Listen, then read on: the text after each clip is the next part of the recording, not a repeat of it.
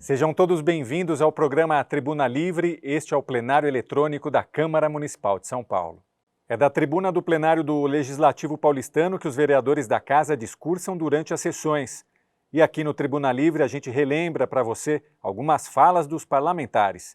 O tempo para cada vereador é de 5 minutos. Vamos dar um giro então por alguns assuntos. Boa tarde, senhoras vereadoras, senhores vereadores, público que nos acompanha, TV Câmara, Rede Câmara.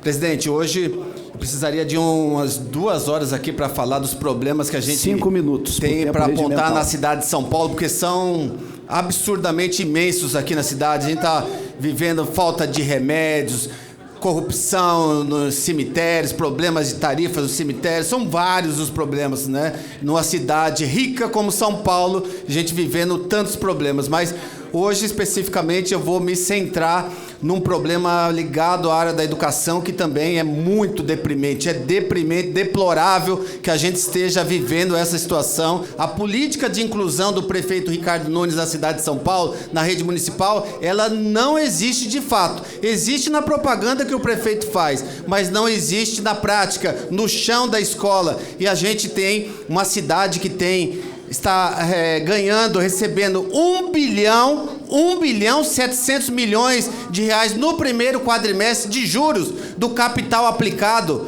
A Prefeitura de São Paulo parece banco, é um paradoxo, parece um banco, e as pessoas que têm necessidade de uma política pública voltada para as crianças com TEA estão desamparadas, as famílias estão vivendo essa realidade na periferia da cidade de São Paulo. Então, o prefeito Ricardo Nunes precisa colocar a mão na consciência e reverter essa política do fracasso, essa política que não investe o recurso público para as pessoas que mais precisam. Uma cidade rica como São Paulo, com quase 37 bilhões de reais no caixa, rendendo juros e mais juros, e as pessoas abandonadas. O prefeito sabe, o prefeito Ricardo Nunes está sabendo, recapear as ruas que já foram recapeadas em 2020. Concluindo, fazer o vereador. recapeamento dessas ruas. Agora, enquanto ele está recapeando as ruas que já foram recapeadas em 2020, essa é a política deste governo que está aí, as pessoas morrem de fome, falta de remédio e falta de assistência na área da educação também. Então, lamentável isso, presidente, que a gente tenha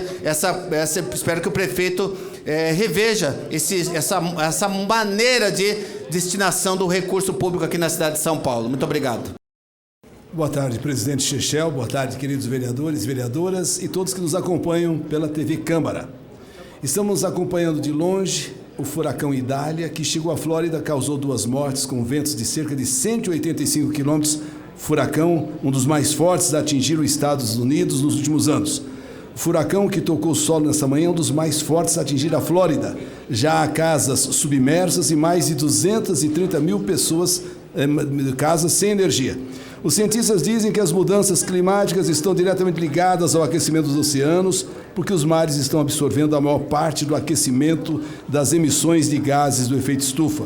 Quanto mais queimamos combustíveis fósseis, mais excesso de calor será absorvido pelos oceanos, o que significa que mais tempo levará para estabilizá-los e trazê-los de volta ao nível onde estavam. Como sabem, o mundo chegou à marca de 8 bilhões de habitantes no ano passado, de acordo com a projeção da ONU. A organização diz que o número é resultado do crescimento populacional acelerado ao longo do último século, principalmente devido ao aumento da expectativa de vida. No Brasil, que é uma potência florestal e hídrica, vivemos em 2021 a maior seca em 90 anos e fomos assolados por enchentes de grandes proporções que impactaram milhões de pessoas. Mas não vou muito longe. Visitando alguns bairros aqui em São Paulo, pude observar o quanto precisamos fazer para melhorar o meio ambiente. As condições dos rios em si me preocupou muito. Vi lixo, infelizmente, jogado numa profusão absurda. Colchões, sacos de lixo, pneus, animais. Não é só a degradação do meio ambiente, é a qualidade de vida que se torna insuportável aos moradores dessas regiões, e fora o constante perigo das enchentes, que não raramente levam tudo que esses moradores com tanto sacrifício conquistaram. Mas o que ainda nos choca, que não é somente nesses lugares em que eu estive, que a situação ambiental é dramática. Em outros locais, infelizmente, também isso acontece.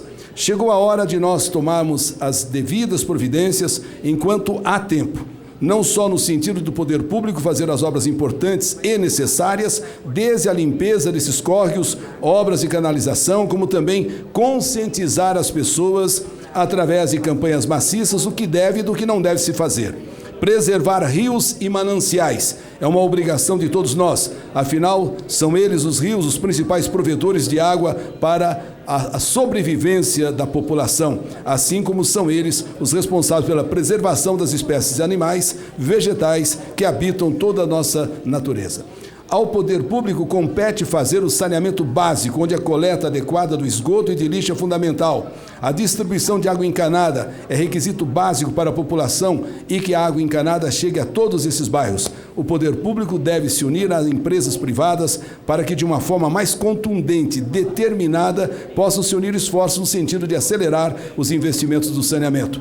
Com o planeta vivendo o seu momento mais crucial, mais delicado, é necessário que o poder público, de um modo geral, e em particular aqui em São Paulo, já que é a maior cidade de toda a América Latina, possa, através de campanhas e incentivos, fazer o que a população se conscientize de que ela pode e deve ajudar a melhorar as condições climáticas e ambientais do nosso planeta. Por isso, colegas, apresentei o projeto de lei Moeda Verde, que já foi aprovado em primeira votação e que procura não só incentivar, como valorizar o trabalho da reciclagem, aumentando seus pontos de coletas na cidade, fortalecendo as cooperativas de catadores, promovendo a educação ambiental e criando um sistema de benefícios para que o munícipe participe mais ativamente. Assim, tenho certeza que podemos melhorar o nosso meio ambiente, a nossa qualidade de vida e ajudar a salvar o nosso planeta. Cuidemos do meio ambiente. Cuidar do meio ambiente é cuidar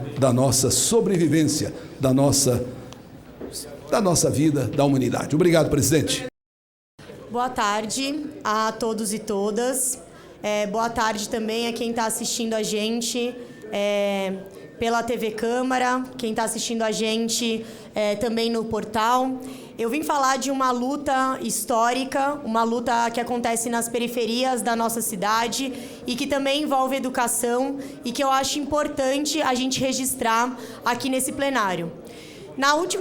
Faz 2 semanas atrás, eu estive em Brasília para conversar e dialogar com uma série de pessoas muito importantes, como o ministro Camilo Santana, o ministro do MEC, para falar sobre uma luta que acontece há muito tempo, que é a luta pelos institutos federais nas periferias da cidade de São Paulo. É verdade que a gente tem uma cidade muito grande, uma cidade muito populosa, uma cidade extremamente desigual. As chances que as pessoas têm quando elas moram no centro são muito maiores do que quando elas moram nas periferias. Seja do acesso à saúde, à educação, seja o acesso à cultura, seja o acesso a empregos melhores, seja a chance de viver mais. Ou melhor, se você mora nas periferias de São Paulo, você tem menos chance de viver, mais chance de morrer. Essa é a história da nossa cidade e, infelizmente, essa também acaba sendo a história de milhares de jovens que, por conta de não terem oportunidades, não conseguem se desenvolver na vida. E é importante eu falar tudo isso porque a luta pelos institutos federais é algo que tem acontecido e tem sido debatido nesse novo governo que a gente tem, que é o governo do Luiz Inácio Lula da Silva. Lula foi o principal presidente que, mesmo não tendo acesso à universidade, mesmo nunca tendo um diploma universitário, foi o que mais fez universidade e o que mais lutou pela educação, principalmente pela educação dos mais pobres, a educação dos jovens da periferia. Por isso que agora é o momento da gente fazer essa luta. Com um governo de verdade, com um governo que olhe a educação, a gente fazer essa luta vale muito a pena. Porque não é uma luta do dia de hoje, é uma luta para o nosso futuro, é uma luta para a nossa cidade. Por isso mesmo, eu conversei com o presidente Lula, tive essa oportunidade de levar a demanda dos institutos federais. Institutos federais no Grajaú, institutos federais em Parelheiros, institutos federais no Jardim Ângela, institutos federais na cidade de Tiradentes. E nessa luta que a gente fez, a gente conversou com o ministro Camilo Santana, que recebeu o nosso pedido, o nosso ofício, e se comprometeu a olhar a cidade de São Paulo e a construção dos institutos federais. Essa vai ser uma oportunidade não apenas para as regiões, nas periferias, mas para a nossa cidade como um todo. A gente segue nessa luta com um movimento muito importante feito nos bairros para garantir terrenos, garantir a viabilidade disso tudo.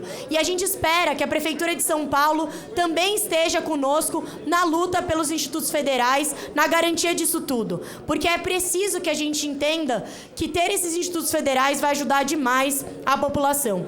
E principalmente quando a população precisa gastar 2, 3 horas para se deslocar das periferias para o centro, para ter acesso a emprego, para ter acesso também à universidade. E eu estou muito feliz de contar essa história aqui agora, porque eu tenho certeza que diversos parlamentares aqui, para não dizer todos os parlamentares, vão estar na luta pelos institutos federais, que são de ensino médio de qualidade, que tem universidade de qualidade e que vai mudar a vida das pessoas da nossa cidade. Essa é uma luta que não é minha, essa não é uma luta de nenhum mandato aqui, essa é uma luta de todos nós, junto com a população, para a gente garantir que esse sonho se torne realidade para milhares de jovens nas periferias da nossa cidade. Pelo Instituto Federal, no Jardim Ângela, pelo Instituto Federal no Grajaú e pelo Instituto Federal na cidade de Tiradentes, eu convoco e convido todos vocês para a gente garantir uma nova história para essa juventude. Obrigada.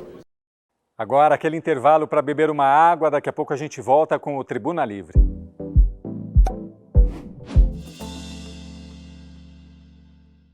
Navegue pela playlist da Câmara para assistir mais conteúdo do Legislativo.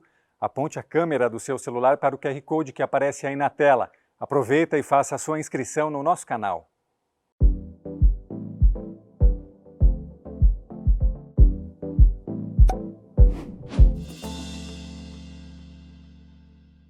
Voltamos agora com mais discursos dos vereadores de São Paulo. Vamos acompanhar. Então, boa tarde a todos e a todas.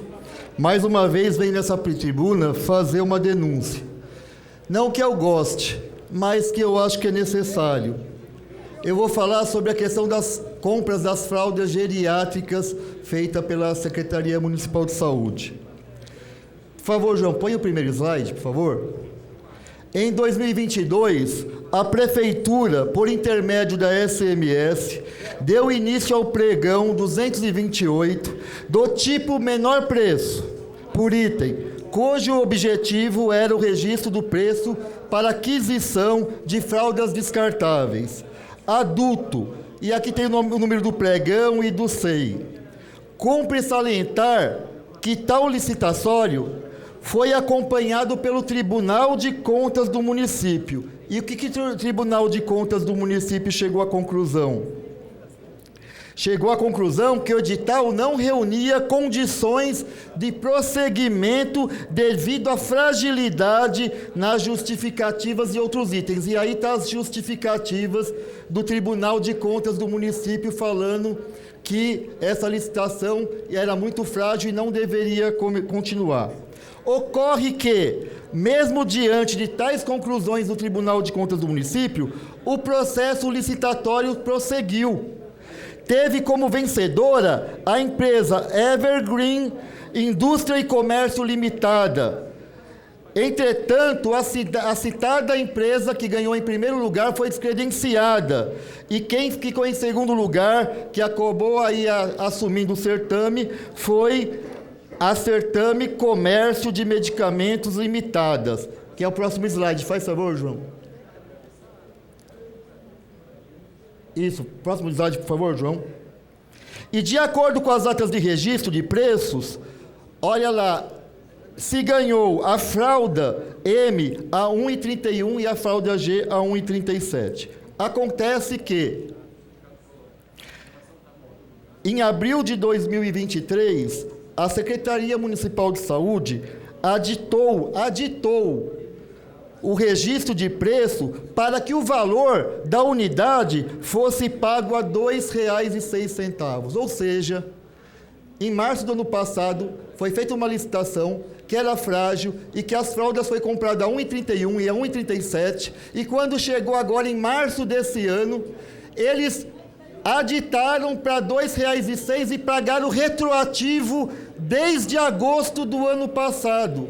Ou seja, as fraldas a R$ 1,31 e R$ 1,37 só foram pagos só 5 meses e depois foi pagado a R$ 2,06.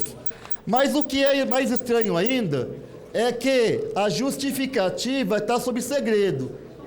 E aí eu pedi a justificativa da prefeitura para saber por que está pagando esse aditivo e desde agosto. Já tem quase 60 dias, até agora a secretaria não me respondeu. Espero obter a resposta. Mas o que é mais engraçado ainda é que a gente... Passa o próximo slide, João? A gente foi pesquisar o preço da fralda. O preço da fralda nos sites e em mercados, você compra R$ 1,31. Então, a prefeitura está pagando R$ 2,06 em fraldas que você compra em mercado, em sites, a R$ 1,31. E mais ainda, ela foi pagar um retroativo desde agosto para cá. E o pior de tudo é a qualidade dessas fraldas, né? Olha só. Nós temos duas qualidades de fralda aqui. Essa melhor aqui, que é mais grossa e densa, é a fralda que antes não era por licitação, era por contrato de emergência. E agora o que eles estão entregando nas UBSs é essa qualidade aqui, ó, super ruim, aonde que as pessoas têm que à noite colocar às vezes 2, 3 fraldas, né, numa pessoa, porque ela não aguenta. Então significa que a prefeitura está pagando mais caro que o mercado, né? Sendo que a prefeitura compra em torno de 15 milhões de fraldas ao ano. O mercado compra lá 1.000 fraldas ao ano. Então, se no mercado está R$ 1,31, é porque a prefeitura teria condições de comprar isso muito mais barato do que nessas redes particulares de mercado. Então, eu só coloquei no Tribunal de Contas do município, coloquei lá no Ministério Público representações, mas eu quero que o Tribunal de Contas, quero pedir aqui um apelo ao Tuma, presidente do Tribunal de Contas, porque Vossa Excelência já colocou que essa licitação tinha problema, e agora foi comprovado questões que está se pagando muito mais caro que o mercado, e o Tribunal de Contas do município e o Ministério Público tem que tomar conta. Não é possível que agora nós vamos ter a máfia das fraldas na cidade de São Paulo. Já tivemos da merenda e agora, vereador, pelo jeito, é das fraldas, presidente. Muito obrigado. Boa tarde a todos. Eu venho aqui falar de um assunto muito importante, que não se refere a nenhum dos projetos, mas é sobre um projeto de minha autoria que foi aprovado na gestão do prefeito Bruno Covas, que se chama Água da Casa. Vou ser breve, temos muito trabalho pela frente, mas é importante lembrar do que fizemos. Hoje, uma lei estadual entrou em vigor inspirada em uma lei municipal da cidade de São Paulo, aprovada aqui e sancionada em 2020 pelo então prefeito Bruno Covas. A Lei Água da Casa é de minha autoria e com a coautoria da grande maioria dessa casa, de todos os vereadores e da sociedade civil, trazida através do movimento Me Conta Direito e da sociedade civil, como já falei. Muito importante dizer quem trouxe essa iniciativa, que não foi apenas o vereador que está aqui falando, mas sim veio da própria população. A população pediu água da casa, consciente de sua responsabilidade nessa crise climática. O que diz a lei? Que bares, restaurantes e estabelecimentos semelhantes precisam oferecer água filtrada e gratuita aos clientes. A escolha é do cidadão. E qual o objetivo da Lei Água da Casa? Vamos lá. Proteger o meio ambiente e combater a poluição em qualquer de suas formas, seguindo o artigo 23 da Constituição Federal. Digo isso porque quanto mais garrafas PET, garrafas plásticas, a gente estiver colocando nas ruas, mais poluição nós vamos ter. Combater a poluição da extração ao descarte, seguindo o princípio número 1 da economia circular. Incentivar o consumo consciente inclusive de recursos naturais. Incentivar as práticas ESG, a sigla que traduz os 3 pilares ambiental, social e governança, tão adotadas atualmente pelas empresas comprometidas com a sustentabilidade. Colaborar com a Agenda 2030 da ONU e com as metas dos Objetivos de Desenvolvimento Sustentável. Apesar de todos esses benefícios, com uma medida tão simples e inteligente, tem muita gente reclamando que vai perder dinheiro com essa lei. Não é verdade. O Brasil perde muito dinheiro quando só pensa em lucro a qualquer custo. Para constar, 1 litro de água da Sabesp custa menos de 5 centavos. Hoje deve ser a tarde mais quente do ano. O inverno nem acabou. E São Paulo pediu água da casa. Por favor, tomara que todas as cidades, municípios e outros estados acompanhem a cidade e o estado de São Paulo pedindo água da casa. Muito obrigado. E quero iniciar minha fala aqui, primeiro cumprimentando todos que estão aqui na galeria, as crianças, os jovens, professores que estão acompanhando, desejar para eles uma ótima tarde aqui. Presidente, hoje venho a essa tribuna manifestar minha preocupação em relação à situação dos hospitais municipais da capital paulista. Se bem que a Rede Globo fez matérias nos últimos 2 dias falando sobre a saúde pública na cidade de São Paulo, mas trazendo um retrato fiel da qualidade dos hospitais públicos municipal, especialmente na zona leste da cidade de São Paulo, que são exatamente os que se encontram em uma situação mais grave, ou seja, a pior situação são exatamente os hospitais públicos municipais da zona leste de São Paulo, onde vou aqui tentar traduzir um pouco do que foi apresentado pelos telejornais da Rede Globo de televisão no período da manhã. Há 2 dias, o SPTV vem reportando situações dos hospitais municipais de São Paulo. Na sequência da publicação, deu um relatório do Tribunal de Contas do Estado, mostrando que as unidades mais cheias não têm estrutura, o que afeta a qualidade dos serviços prestados aos munícipes. As matérias do SPTV revelam como as pessoas que buscam o serviço de hospital, do Hospital Hermelino Matarazzo, na Zona Leste, do Hospital José Estorópoli, o Vermelhinho, na Zona Norte, enfrentam horas por espera por um atendimento em função da falta de médicos. Os acompanhantes ficam sem informações sobre seus familiares, vivenciam falta de estrutura para receber as pessoas que necessitam de cuidados urgentes e da realização de exames mais complexos. E muitas vezes são obrigados a procurar longas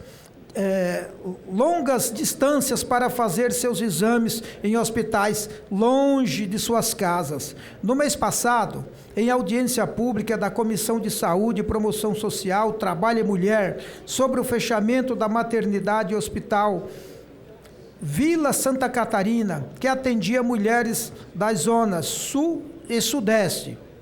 Soubemos que essa medida do governo, as gestantes de alto risco precisam percorrer até 25 quilômetros para ter seus filhos, sentindo as dores das contrações, e isso se conseguirem pegar um ônibus até os hospitais para onde foram redirecionadas, com fechamento de maternidade, ou encontrarem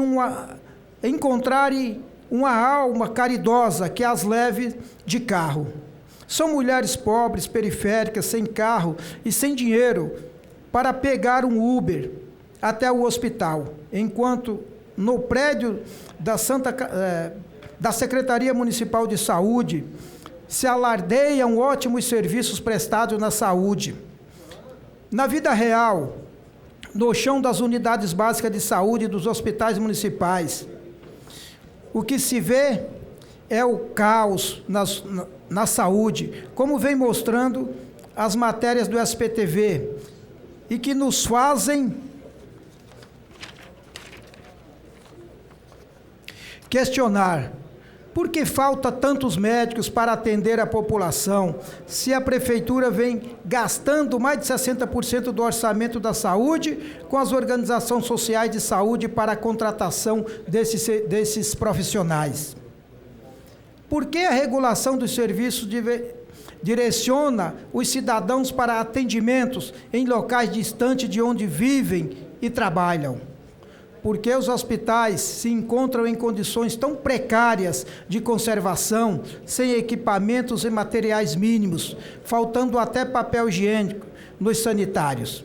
Se os cofres do município estão cheios, por que a disponibilidade de serviços de saúde no centro expandido de São Paulo é maior do que nas periferias, onde o povo mais precisa deles?